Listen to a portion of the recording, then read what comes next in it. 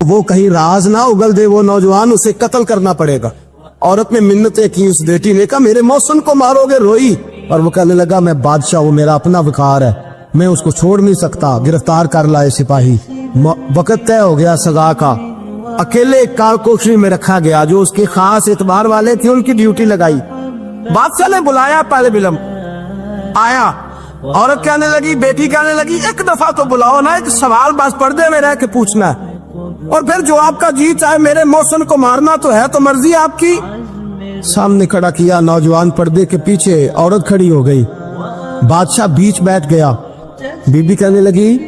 ساری رات بیدار میں بھی رہی، سویا تو بھی نہیں، وہ جو تو چراغ کے قریب ہاتھ لگا کے جلاتا تھا وہ سمجھ نہیں آئی۔ نوجوان رو پڑا، کہنے لگا کیا کروں، میں نے رسول اللہ کا دین پڑھا ہے، کیا کروں، میں نے حضور کا دین پڑھا ہے، میں نے پڑھا ہے کہ زانی کو سب سے نیچے دوزخ کے سب سے نچلے درجے میں جلایا جائے، اسے جہنمیوں کا پیپ اور ریشہ پلایا جائے، کند کھلایا جائے، یہ روایتیں پڑھی ہوئی تھی۔ تھوڑی دیر کے بعد شیطان مجھے کہتا تھا بدکاری کر لے، میں اپنا ہاتھ اسی وقت جب شیطان مشورہ دیتا تو میں آگ پہ کرتا، میں کہتا اگر یہ برداشت ہو گئی تو وہ بھی ہو جائے،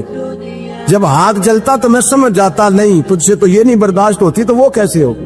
پھر مجھے شیطان مشورہ دیتا کوئی دیکھ نہیں رہا تو بلانے نہیں گیا، خود آئی، میں دوسری انگلی لگا دیتا، میں نے آگ جلایا اور میں سمجھ گیا جب چھوٹا سے چراغ کی اتنی سی شمع کی آگ نہیں برداشت ہوتی تو دوزخ کیسے برداشت ہوگی۔ کہتا میں باز آیا، بادشاہ نے یہ کہانی سنی، لفظ سنے تو چیخ مار کے رویا، کہنے لگا او طالب علم تو میرے نبی کا سچا غلام ہے، اور میرے رسول کے جو سچے غلام ہوتے ہیں انہیں پھانسیاں نہیں دی جاتی، انہیں تخت پر بٹھایا جاتا ہے، اب تجھے سزا نہیں ہوگی بلکہ میں اپنی بیٹی کا نکاح تیرے ساتھ کروں گا اور میرے بعد اس سلطنت کا بادشاہ بھی تو ہی بنے گا۔ اب وہ نوجوان وہاں نعرے لگا رہا ہے، کہتا لوگوں تم مجھے کہتے تھے دین سے کیا ملتا ہے، دین سے تو اللہ تخت و تاج بھی عطا فرما دیتا ہے، اگر نوجوان شرم و حیا والے بن کے رہے اللہ ساری عزتیں دے دے گا۔ دیکھیں نا اللہ کے فضل سے عزت ملتی ہے، اور جب کوئی عزت داروں جیسا کام ہی نہ کرے